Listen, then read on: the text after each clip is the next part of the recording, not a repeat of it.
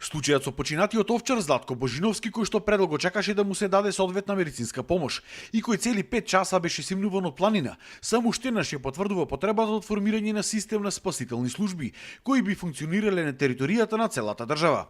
Оваа идеја спасителната служба Златоврв од Прилеп ја презентира скоро 2 години, но државата е глува за тоа. Функционираат волонтерски и спасуваат граѓани на свој трошок. Само 2 дена пред да се случи настанот со овчарот Божиновски, тие спасија повреден млад човек од планината Козеки Прилеп и го симнуваа скоро 3 часа до селото Плетвар, каде го предадоа на итната помош.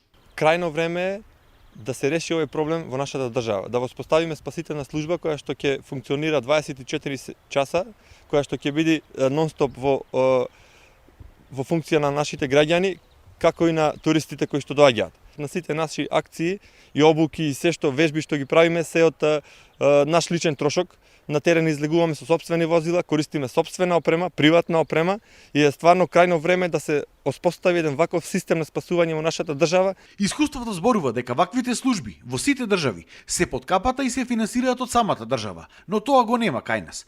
Од Хрватската горска спасителна служба, која што е најорганизираната ваква служба на Балканот, вела дека тие се еден од трите основни столба на системот на цивилна заштита во Хрватска, покрај пожарникарите и Црвениот крст.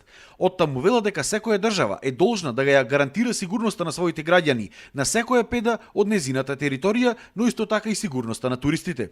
Радимо на целом подручју Републике Хрватske путем 25 наших станица. Свака од тих станица е интегрални дио Хрватske горske službe spašavanja, од Дубровника па по целој Републици Хрватској скроз горе до Винковаца и Вуковара.